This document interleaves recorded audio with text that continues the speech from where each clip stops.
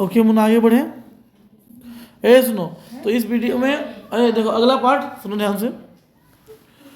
और सानी को देखो, ए सुनो, सानी जो है हुसैना को देख करके रोते रोते हंस देती है, रोते रोते ही हंस देती है, ठीक है। फिर देखो तो ये जो क्या नाम है बाबू इसका, हुसैना के पति का नाम क्या है? सेरा नाम है ना। तो सेरा नहीं, हुसैना के पति का नाम तो सेरा ही तो है ना मोटू। नहीं साजी। बक मोटू, वो सानी के पति का नाम साजी है। हुसैन, हाँ। क्या ध्यान देते रहते ध्यान से। तो आज सानी क्या है सुनो, तो आज मतलब वही सोच रहा है, सेरा सोच रहा है कि सानी क्या आज कोई भी हो कुछ नहीं कर सकता, या होके रहेगा या अरे क्यों ना हो। हमारे ही भाई बंदों से सूद ले लेकर साजी सोने की बोरियां तोला करते थे। अभी सोच रहा है कि आखिर इतना बड़ा धन दौलत इनके पास आया कैसे, ये तो हम ही लोग से जो है मतलब सूद ले लेकर बनाए होंगे, सोच रहा है वो, ठीक है। प्रतिहिंसा की आग सेरे की आंखों में उतर आई, गणासे की याद हो, सोच रहा है कि इसी गणासे से जो है कत्ल कर देंगे, ठीक है। ये क्या होता है? गणासा, अरे जिसे हम लोग कुछ फाड़ते हैं, तालाब देखना, बांस फाड़ने वाला लोग, देखो दाब, खुश, देखो आगे से। सुनो प्लीज, सानी की ओर देखा, नहीं सेरा इन पिछले दिनों में 30-40 कत्ल कर चुका है। कितना कत्ल अबू? सेरा जो है पिछले इन दिनों में 30-40 कत्ल कर चुका है। देखो ये सब याद है ना, कितना कत्ल कर चुका है सोचो। पर वह ऐसा नीच नहीं, सामने बैठी सानी नहीं, सानी के हाथ उसकी आंखों में तैर गए। देखो सानी का जो हाथ है, जिन हाथों ने उसको पाल पोस के बड़ा किया, उन हाथों को मतलब वो कैसे मौत की घाट उतार सकता है, उनको उसको कैसे मार सकता, सोच रहा है। वह सर्दियों की रातें कभी कभी शाहजी की डांट खा के वो हवेली में पड़ा रहता था, शाहजी की डांट खा के भी वह हवेली में पड़ा रहता था। अरे बाबू सुन ना प्लीज। और फिर लालटेन की रोशनी में वो देखता है कि सानी के ममता भरे हाथ दूध का कटोरा थामे हुए सेरे सेरे उठ पी ले। सेरे ने सानी के झुरिया पड़े मुंह की ओर देखा तो सानी धीरे से मुस्कुरा रही थी। तो सोच रहा है कि यही तो वो हाथ है जो बचपन में जब मुझे भूख लगती थी, जब मुझे प्यास लगती थी तो मुझे खाना खिलाती थी, मुझे दूध पिलाती थी, मेरी सेवा करती थी। इसको मैं कैसे मार सकता हूँ, इस औरत को मैं। हालांकि वो 30-40 कत्ल कर चुका है, 30-40 कत्ल वो कर चुका, फिर भी वो ऐसा सोच रहा है। तो सेरा विचलित हो गया, आखिर सानी ने क्या बिगाड़ा है हमारा। साजी की बात साजी के साथ गई, साजी नहीं है, साजी के साथ जो बात साजी चली गई, तो अब क्या उनके उसके साथ दुश्मनी निकल जाए। वो सानी को जरूर बचाएगा, सोच रहा है कि सानी को बचाएगा, सानी को। लेकिन कल रात क्या हुआ था जी, ए लड़की सुनो जी। लेकिन कल रात, लेकिन वाला मशवरा, लेकिन अगले कल रात को मशवरा किया था अपने किसी दोस्त के साथ जिसका नाम फिरोज था। क्या नाम था जी बाबू? और वो कैसे मान गया था फिरोज की बात? फिरोज से मशवरा किया था कि बुढ़िया को मार डालेंगे और जो कुछ भी होगा आपस में बांट लेंगे। सानी चलो तुम्हें घर तक छोड़ा, क्या बोलता है बाबू? सानी चलो तुम्हें घर तक। सानी उठ खड़ी हुई, सानी जो है किसी गहरे सोच में चलती हुई सानी के पीछे पीछे मजबूत कदम उठाता सिरा चल रहा है। कौन चल रहा है जी? सिरा जो मजबूत कदम उठाता हुआ चल रहा है। संगीत सा इधर उधर देखता जा रहा है, अपने साथियों की बातें उसे कानों में गूंज रही है। पर क्या होगा सानी को मारकर, सोच रहा, मतलब उसके साथ अपने दोस्तों के साथ जो प्लानिंग किया था, सुनो ना प्लीज, अपने दोस्तों के साथ जो प्लानिंग किया था, कौन प्लानिंग किया था जी? सिरा जो प्लानिंग किया था, वो सोच रहा है कि इससे मारकर क्या होगा। फिर सोच रहा है कि दोस्तों के साथ प्लानिंग तो की है मारने के। फिर बोलते हैं सानी, हाँ सिरा चाहता है कि सिर पर आने वाले खतरे की बात कुछ तो सानी को बता दे। और सोच रहा है कि सानी को बता दे कि हम लोग प्लानिंग किए हैं तुमको मारने के, सोच रहा बता दे। सानी सिर ऊंचा किया, आसमान धुएं से भर गया था। सिरा जानता है यह आग है। क्या जी? जबलपुर में आज आग लगनी भी थी, लग गई। जबलपुर में आज आग लगनी थी, लग गई। सानी कुछ न कर सकी, उसके नाते रिश्तेदार सब वही हैं। सानी के नाते रिश्तेदार कहाँ हैं बाबू? जबलपुर में। मतलब जबलपुर में जो है दंगे हो चुके हैं, और दंगे में बाबू हिंदू मुसलमान आपस में एक दूसरे से भिड़ चुके हैं, लेकिन सानी चाहकर भी कुछ नहीं कर सकता। हवेली आ गई, हवेली। सानी ने शून्य मन से, शून्य मतलब बिना मन के, ठीक है, बेमन से ड्योढ़ी में कदम रखा। कहाँ कदम रखा वो? ड्योढ़ी समझ में आता है ना? अरे ड्योढ़ी मतलब होता है जैसे घर का सामने वाला हिस्सा, ठीक है, आंगन जिसको बोलते हैं, वेरी गुड। उसमें कदम रखा। सेरा कब लौट गया उसे कुछ पता नहीं, सेरा कब चला गया उसे पता। दुर्बल, सीधे और अकेली, बिना किसी सहारे के, बेचारे एक तो दुबली पतली है, ऊपर से 65 मान लो 62-65 साल उम्र हो रहा है, ठीक है, और अकेली है, वहीं पड़ गई, ठीक है। देखो न जाने कब तक वहीं पड़ी रही सहानी। दोपहर आई और चली गई, ये समझो, दोपहर आई भी और दोपहर चली भी गई। दोपहर आई थी, दोपहर मतलब दोपहर का समय आया और चला गया, सहानी वहीं पड़ी रहे। हवेली खुली पड़ी है और सहानी नहीं उठ पा रही है, जैसे उसका अधिकार है स्वयं ही उसे छूट रहा है। ऐसा लग रहा है कि जैसे वो खुद ही आज हार मान चुकी है, आज खुद ही शाहजी के घर की मालकिन, लेकिन नहीं, जो कभी शाहजी घर के मालकिन थी आज नहीं, आज मोह नहीं हो रहा। आज जो है, आज उसको अपने घर से मोह नहीं हो रहा, प्रेम नहीं हो रहा है, मानो पत्थर हो गई हो। ऐसा लग रहा है कि पड़े पड़े पत्थर हो गई है, सांझ हो गया, पड़े पड़े क्या हो गया जी। पर उठने की बात फिर भी नहीं सोच पा रही है। सोचो, सुबह नहा कर आई, घर में जो एक बार बैठी है वो बैठले है। आगे अचानक रसूली की आवाज़ सुनकर चौंक पड़ी। कौन है अबू? रसूली। कौन है जी? अचानक से सहानी को आवाज़ किसने दिया? सहानी। सहानी सुनो, ट्रकें आती है, इस बार एग्जाम में आया था क्वेश्चन तो। सहानी को सबसे पहले ट्रक आने की खबर कौन दिया था? रसूली। रसूली ट्रकें, सहानी इसके सिवा और कुछ न कह सकी, खाली बोली ट्रकें, और सहानी अब इसके सिवा और कुछ बोल नहीं सकी। समझ में आया? नेक्स्ट देखो, मतलब ट्रकों में जो हिंदू लोग होंगे उनको हटा करके जो है लेके चला जा रहा होगा, उनको रिफ्यूजी कैंप में बैठाता होगा, उसलिए जो ट्रकें मंगाई गई होगी। बात ही की बात पूरे गांव भर में फैली। ला बीबी ने अपने विकृत कंठ से कहा, सहानी आज तक कभी ऐसा ना हुआ, न कभी सुना, गजब हो गया, अंधेरा पड़ गया। ना कभी ऐसा हुआ था कि किसी को जो है उसी के घर से ज़बरदस्ती उसको निकाल कर कहीं और ले जाया गया हो। कितना गंदा लगता है। सोचो कि कोई अपना जीवन भर का कमाई से कुछ बनाया होगा, जीवन भर का बाबू मेहनत से कुछ ना कुछ किया होगा, और उसके साथ कितना गलत हो रहा होगा चीज़ तो, कि उसको उसी घर से जो निकाल दिया गया। सहानी मूर्तिवत वहीं खड़ी रही। नवाब बीवी ने स्नेह सनी उदासी से कहा, सहानी हमने तो कभी ना सोचा था। हमने, सहानी क्या कहे कि उसी ने ऐसा सोचा था। जो देखो यहाँ पे क्या नाम बाबू तुम लोग का, देखो नवाब बीवी जो बोल रही, नवाब बीवी बोल रही है कि हमने तो कभी नहीं सोचा था। तो सहानी मन में सोच रही, क्या हमने सोचा था? हमने सोचा था ऐसा? ओ है। नीचे से पटवारी बेगू और जेलदार की बातचीत सुनाई दे रही। नीचे जो है पटवारी बेगू और जेलदार जो है बातचीत कर रहे थे। सहानी समझी कि वक्त आन पहुंचा, वक्त आ गया है, मशीन की तो नीचे उतरी। किसी तरह बाबू, पर ड्योढ़ी न लांग सकी। किसी गहरी, बहुत गहरी आवाज़ से पूछा, कौन है वहाँ?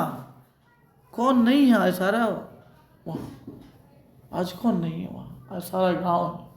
आज बुढ़िया को विदा करने के लिए, आज उस औरत को, सहानी को जो है निकालने के लिए पूरा गांव खड़ा है। कोई नहीं, कोई ऐसा नहीं हो सकता। सोचो, मान लो कि अगर किसी को सहानी से प्यार होगा, किसी सहानी से मोहब्बत होगी, प्रेम होगा, वो मानता होगा, जैसे शेरा जो है उसको अपनी माँ जैसा मानता है, तो माँ को ऐसे कोई छोड़ देगा बीच रास्ते में? अरे औरत बूढ़ी हो चुकी है, क्या ही कर लेगी बताओ? एक बूढ़ी औरत क्या ही कर लेगी तुम्हारा? मान लो अगर उसको खिलाता पिलाता अच्छे से रखता तो खुशी खुशी आशीर्वाद देते हुए मरती हो, है कि नहीं? लेकिन लोग जो है अपने स्वार्थ में इतने लिप्त हो चुके हैं ना, आज के भी लोग अपने स्वार्थ में, आज के लोग भी इतने लिप्त हो चुके हैं बाबू, कि उसको दूसरे का दुख दिखता ही नहीं है। तुम लोग कभी जीवन में स्वार्थी मत बनना, बस एक बात ध्यान रखना, ठीक है? देखो, जो दूसरे का सुख दुख नहीं समझता है ना, उसका भी दुख कोई नहीं समझेगा। तो हमेशा जो है दूसरे पर ध्यान देना, दया दृष्टि जरूर रखना। ड्योढ़ी नहीं लांग पाई, आंगन नहीं पार कर पाई। बहुत गहरी आवाज़ से पूछा, कौन है वहाँ? कौन नहीं है? सारा गांव है। जो कभी उसके इशारे पर नाचता था, कभी उसकी असामियाँ हैं जिन्हें उसने अपने नाते रिश्ते से कभी कम नहीं समझा। सोचो, सहानी जो है किसी भी असामियों को, बस किसी भी नौकर चाकर को अपने नाते रिश्तेदारों से कम नहीं समझा, लेकिन नहीं, आज उसका कोई नहीं। आज कोई साथ नहीं दे रहा उसका। आज वो अकेली है, या भीड़ की भीड़, उनमें कुल्लू वाल के जाट, वह क्या सुबह ही ना समझ गई थी? हाँ क्या हुआ बोलो, तो आगे सुनो फिर। भीड़ की भीड़, उसमें कुल्लू वाल के जाट, वो सब वो सोच रही कि क्या वो सुबह नहीं समझ गई थी ये सब चीज़? बेगू पटवारी और मस्जिद के मुल्ला, कहाँ के मुल्ला? वो मस्जिद के मुल्ला इस्माइल है। मुल्ला का नाम क्या था? इस्माइल। हाँ, मस्जिद के रहने वाले थे मुल्ला इस्माइल ने, जाने क्या सोचा, साहनी के निकट आ खड़े हुए। दोनों जो है, सुनो, दोनों जो है, ये बेगू पटवारी कौन आ खड़ा हुआ था जी? सुनो, साहनी के पास कौन आ खड़ा हो गया? तो बेगू पटवारी और मस्जिद के मुल्ला इस्माइल। बेगू आज साहनी की ओर देख नहीं पा रहा था, धीरे से जरा गला साफ करते हुए कहा, साहनी, रब को यही मंजूर था, रबू नु यही मंजूर थो, और रब को। साहनी के कदम डोल गए, चक्कर आया और दीवार के साथ लग गई। इसी दिन के लिए छोड़ गए थे साथी उसे, सोच रही है, क्या इसी दिन के लिए मेरा बुढ़वा मुझे छोड़ के चला गया था? बेजान सी साहनी की ओर देखकर बेगू सोच रहा है क्या गुजर रही है साहनी पर, मगर क्या हो सकता है, सिक्का बदल गया है। सिक्का कहने का मतलब है कि आज जो है, आज जो इनका था वो इनसे खत्म हो गया, वो हमारा हो गया। ठीक है, खत्म करनी, अभी तो शुरू हो रहा है। साहनी के घर से निकलना छोटी सी बात नहीं, साहनी के घर से निकलना कोई छोटी सी बात। सोचो, एक महारानी जैसा जीवन जीने वाली औरत 50 साल से राज की उस घर पे, और आज उसको साथ कैसा होगा? सोच देखो, कभी भी घमंड नहीं करना चाहिए, गर्व कभी नहीं करना चाहिए। गर्व सबको नीचा दिखाता है, समझे? गांव का गांव खड़ा है हवेली के दरवाजे से लेकर उस दाड़े तक जिसे शाहजी ने अपने पुत्र की शादी बनवाया था। पुत्र की जब शादी हो रही थी तो शाहजी जो है, जो दारा बनवाए थे, हवेली से लेकर दारा तक जो है भीड़ खड़ी है। गांव के सब फैसले, सब मशवरे वहीं होते हैं, उसी दायरे पर। जो हवेली, मतलब जो हवेली के जो शाहजी जो बनवाए थे दायरा, उसी दायरे पर जो है सारे फैसले होते हैं। और इस हवेली की लूटने की बात भी वहीं हुई है। इस हवेली को लूटने का जो बात हुआ है ना, वो भी उसी दायरा पर हुआ है। मतलब सोचो, यह नहीं कि शाहजी कुछ नहीं जानती, ऐसा कुछ भी नहीं कि शाहनी को कुछ पता नहीं है। उसने कभी बैर नहीं जाना, कभी वो किसी से दुश्मनी नहीं की, कभी किसी को बुरा भला नहीं कही। लेकिन बूढ़ी साहनी नहीं जानती थी कि सिक्का बदल गया। ये नहीं सोची कि बाबू जिसके लिए वो कर रही है, ऐसे लोग जो है उसको एक दिन उसके घर से निकाल देंगे।